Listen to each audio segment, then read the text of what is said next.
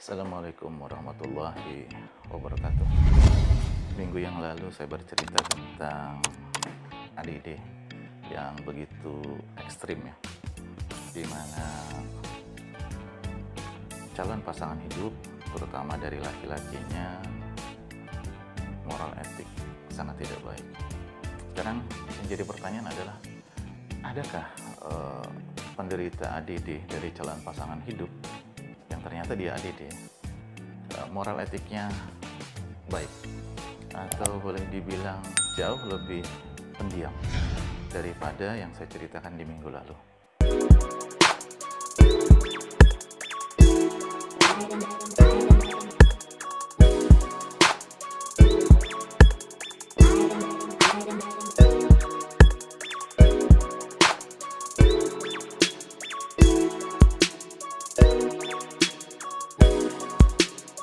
Contoh cerita ya, seorang perempuan bicara kepada orang tuanya, "Maaf Pak, saya ini sudah lama pacaran dengan si A, dimana selama pacaran saya merasa dan melihat bahwa si A ini baik, perilakunya oke, dia tidak mabuk-mabukan, dia tidak naik diskotik, dia tidak suka main perempuan, yang pasti dia asik, mengasihkan lah, jadi lawan bicara yang enak buat saya, sehingga saya merasa terhibur dengan adanya dia di samping saya. Oleh karena itu, saya mau agar kami berdua dikawinkan untuk diberikan restu oleh ayah dan ibu." Kemudian orang tuanya bertanya, "Nah, ini kamu yang minta. Adakah laki-lakinya sudah meminta atau sudah berbicara kepada kamu, yuk kita menikah?" Si anak menjawab, "Belum, Mak. Dia belum ada berbicara sih tentang kita tujuan akhirnya mau kemana, mau menikah atau tidak." Jadi kata orang tuanya, yang mengharapkan untuk menikah ini siapa? Kamu ya? "Iya, Mak." "Lah, gak bisa, Nak. Harusnya si cowoknya." "Mah, kalau kita mengharapkan dari cowoknya untuk segera menikahi saya, itu rasanya nggak mungkin, Mah. Karena dia sendiri tidak berpikir, Mah, untuk kita menikah. Dia maunya seperti ini saja. Karena tidak ada sedikit pun terbersit kata dari mulutnya untuk segera mengakhiri hubungan ini naik ke jenjang pernikahan." Nah, di sini harus kamu memahami kondisi laki-laki seperti ini. Satu hal lagi yang harus kamu perhatikan dari laki-laki yang seperti ini, kalau kamu memang benar-benar mau menikahinya. Sekarang kamu perhatikan dia, kerjaannya dia orang baik memang. Sabar, penyayang mungkin menurut pendapat kamu, dan bisa menggembirakan kamu dengan kalimat dan kata-kata manisnya kepada kamu. Dan sepertinya dia tidak emosional karena memang tidak melihat kamu bertengkar, dan dia tidak keras kepala karena kamu tidak pernah juga bertentangan dengan dia. Yang kamu harus perhatikan adalah bahwa seorang laki-laki yang ingin naik ke jenjang pernikahan itu adalah seorang pemimpin. Dia harus mampu berpikir masa depan tentang pernikahan ini. Nah, sekarang yang kamu pikirkan adalah dari kondisi dia saat ini, apakah dia sudah mempunyai pekerjaan atau tidak? Kalau dia tidak mempunyai pekerjaan, sudahkah dia berpikir dia harus mencari pekerjaan untuk menafkahi kehidupan ini? "Iya, Mah, dia sih belum kerja, makanya dia bilang dia tidak berani untuk datang meminang saya." Nah, karena itulah yang kamu harus pahamin. Kalau dia tidak bekerja, adakah pikiran di dalamnya dia mau bekerja? Kalau tidak ada pikiran di dalam dirinya untuk bekerja, nah nantinya kamu hidup mau makan apa? Sekarang kamu perhatikan, orangnya ganteng, bahasanya baik, sepertinya sopan santunnya baik, moral etiknya bagus, tapi lihat kerjaannya. Hanya mejen sana kemari, ngumpul sama teman sana kemari, berpikir untuk kerja tidak ada. Coba dikasih pekerjaan, sepertinya pun tidak mampu menyelesaikan pekerjaan. Nah, ini yang harus kamu pahamin, ada apa dengan dirinya? Mengapa dia begitu? Karena apa? Hidup membangun rumah tangga tidak hanya untuk saat ini, tapi juga untuk nanti lebih lanjut lagi yang harus kamu pahamin. Oke, Nak? Kamu pahamin tentang hal ini, kamu bicarakan lagi kepada dia mengenai hal ini. Karena mama takut akan satu hal. Apa itu? Yuk. Seperti yang saya jelaskan pada minggu lalu, pada calon pasangan hidup yang mengalami ADD, yang saya bahas adalah moral etik yang terlalu buruk. Hari ini sepertinya tidak buruk ya, sepertinya tidak buruk karena tidak nampak perilaku aslinya. Mau tahu perilaku asli dari seorang penderita ADD? Sekali lagi, tanya kepada orang tuanya, tanya kepada saudara-saudaranya, tanya kepada orang dekatnya. Biasanya mereka lebih tahu tentang kondisi asli dari perilaku seorang penderita ADD.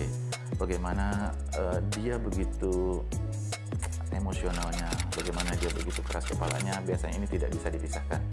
Nah, pada kasus kali ini, si laki-lakinya sepertinya baik kepada wanita ini, dan memang kebetulan kemungkinan dia dalam berkawan sehari-hari, kawan-kawannya baik, sehingga dia tidak terpengaruh dengan pertemanan yang buruk, seperti minum-minum, ke diskotik, dan lain sebagainya. Adakah penderita ADD yang seperti ini? Ada. Kamu perhatikan saja di kampung, ya. Kita perhatikan bersama-sama di sekitar kita. Ada yang senang turun naik ke musola, ke masjid, tapi dia tidak bekerja. Omongan sepertinya dia paling pintar, sepertinya dia paling hebat, tapi pikiran untuk bekerja dia tidak ada. Apa pekerjaannya? Ya, pekerjaannya sederhana yang dia bisa lakukan. Yang penting dapat menghasilkan duit. Planning hidup lebih lanjut untuk pekerjaan itu seperti apa, untuk dia dapat duit itu besarnya seperti apa, dan nanti mau seperti apa, itu hampir tidak ada di dalam pikiran. Karena mereka memang tidak mampu untuk berpikir jauh ke sana. Kalau mau pasti lagi, kita mengatakan gini, dia pekerja ulung, dia pekerja hebat. Oke, kalau kamu mengerjakan dia pekerja hebat, kasih sebuah pekerjaan yang cukup berat kepada dia. Rata-rata penderita ADD hanya mampu melakukan, tidak memikirkan dan mencari jalan keluar yang terbaik untuk apa yang dia lakukan. Ya, pada saat dia mampu melakukan pekerjaan itu semakin berat, biasanya dia tidak mampu menyelesaikan pekerjaan tersebut dengan baik hingga selesai. Biasanya putus di tengah jalan. Adakah mereka yang berhasil menyelesaikan sebuah pekerjaan? Ada, karena dibantu oleh kawan-kawannya. Ya. Sehingga dia mampu mengerjakan separuh, berikutnya dia tidak mampu lagi karena ketidakmampuan dia proses berpikir lebih lanjut. Atau dia berpindah ide ke ide yang lain. Biasanya mereka begitu. Tidak ada satu pegangan yang kuat di dalam pikirannya. Pada saat dia merasa dia tidak mampu, dia lelah, maka dia berganti ide dengan ide yang lain. Maka pada saat dia berganti ide dengan ide yang lain, kalau dia satu grup, satu kelompok, maka kelompoknya mengambil alih. Untuk memperbaiki kondisi ini, untuk dia mengambil alih pekerjaannya si penderita ADD ini, sehingga pekerjaan dapat diselesaikan lebih lanjut dengan lebih baik lagi. Nah, buat para wanita, Anda harus memperhatikan kondisi hal ini. Karena para penderita ADD sepertinya tidak terlihat, tapi kamu harus jeli. Ya, kita semua harus jeli. Karena itulah saya berbagi di sini informasi tentang bagaimana karakter dari seorang ADD tersebut. Sekarang moral etik oke, sopan santun oke, planning ke depan tidak ada, kemampuan untuk bekerja tidak mau, kemudian maunya Pak santai-santai saja, hanya ngajak kamu pergi jalan, nongkrong sana, nongkrong sini, asik ngobrol, asik sini, kemudian duduk di kafe hingga larut malam, asik ngobrol. Pikiran untuk bekerja sepertinya ada. Tambah, sepertinya ada. Karena kadang-kadang dia ngobrol, kalau masalah tentang pekerjaan, tentang ide sesuatu hal, mereka luar biasa mengeluarkan ide. Ide-ide mereka kadang-kadang hebat, tapi pada saat action mereka disuruh untuk melakukan, mereka tidak mampu melakukan. Dan ini sering sekali saya temukan. Kita akan terpukau dengan ide-idenya yang begitu luar biasa. Karena kemampuan berpikir mereka memang sebagian kadang-kadang luar biasa. Tapi untuk mengeksekusi, itu yang sangat tidak biasa buat mereka. Ini yang Anda semua harus pahamin. Ya.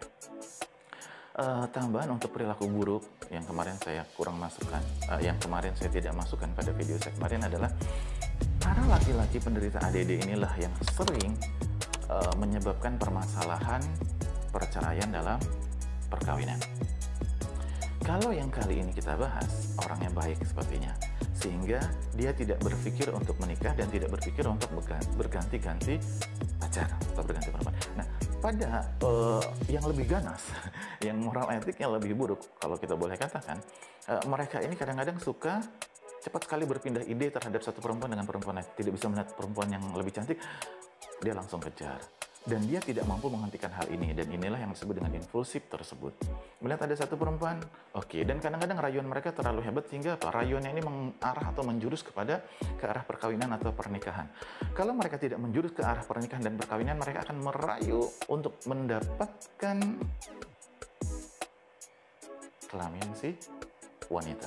Nah, inilah kadang-kadang yang menjadi fokus perhatian dari para wanita. Jadi laki-laki yang berpikir moral etik dan sopan santun yang buruk untuk mendapatkan hal tersebut kepada Anda, maka dia salah satu contoh penderita ADD. Laki-laki yang baik adalah laki-laki yang bertanggung jawab, laki-laki yang menjaga harkat martabat dari pasangan hidupnya, dan dia berpikir lebih jauh. Pada saat dia melakukan perbuatan buruk tersebut, maka efek dari perbuatan buruk tersebut apa? Pertama, kalau hamil, dia harus bertanggung jawab. Para penderita ADD biasanya tidak berpikir untuk bertanggung jawab. Yang penting enak buat dia. Kemudian pada saat dia hamil, nanti saya harus menikahinya, bagaimana saya berkata atau berbicara kepada orang tuanya. Dia tidak berpikir kepada hal tersebut. Pada saat ditanya sang perempuannya, "Bang, nanti gimana bang tanggung jawabnya kamu kepada?" Gampang hal itu, nanti bisa diselesaikan, itu gampang diatur dan lain sebagainya. Pada saat benar-benar terjadi hamil, maka yang terjadi adalah dia melarikan diri pada kondisi tersebut. Karena orang-orang ADD adalah orang-orang yang sulit untuk dapat bertanggung jawab. Jadi no responsibility, tak ada tanggung jawab. Ini yang menjadi fokus perhatian Anda semua untuk memahami orang-orang dengan ADD. Kali ini yang saya bahas adalah laki-laki. Nanti selanjutnya kalau ada pertanyaan lagi, saya akan bahas pada perempuannya. Ya. Yang pasti Anda harus perhatikan adalah pada saat Anda mendapatkan pasangan hidup ADD, baik itu laki-lakinya atau perempuannya, maka kemungkinan besar Anda melahirkan genetis pada anak Anda dengan ADD itu amat sangat besar. Dan sekarang perhatikan pada lingkungan Anda, angka ADD ini pada anak-anak kita, pada remaja-remaja kita, pada orang-orang tua kita, itu sangat tinggi. Pada saat Anda mampu memahami video ini, maka Anda mampu menilai banyaknya ADD tersebut. Alangkah senangnya saya jika Anda ada pertanyaan atau hal yang membuat Anda penasaran, Anda ketik di kolom komentar dan tanyakanlah kepada saya. Sehingga kita bisa berdiskusi banyak tentang hal ini, dan saya dapat menjawab lagi hal-hal yang kurang di dalam pikiran Anda yang muncul ide dari Anda tentang hal ini. Dan pertanyaan-pertanyaan Anda di kolom komentar kepada saya ini menjadi hasanah, kekayaan proses berpikir kita bersama-sama untuk kita menjadi lebih memahami tentang kondisi ini. Kemudian yang paling penting adalah Anda tekan tombol subscribe pada video ini ya, agar saya dapat mengembangkan channel ini jauh lebih baik lagi dan saya jauh lebih bersemangat lagi untuk mengembangkan channel ini. Dan yang pasti, setiap kali video ini muncul, bila Anda menekan tombol lonceng, maka Anda pasti tahu video saya sedang muncul. Jika video ini bermanfaat, silahkan share kepada orang lain, sehingga orang lain benar-benar tahu tentang hal ini. Video-video saya memberikan tentang edukasi yang akan membuat hasanah berpikir Anda jauh lebih kaya lagi dan lebih banyak lagi, dapat jadi ada perbedaan atau tidak pernah diungkapkan oleh yang lainnya. Kita ketemu lagi di video saya selanjutnya. Terima kasih. Assalamualaikum warahmatullahi wabarakatuh.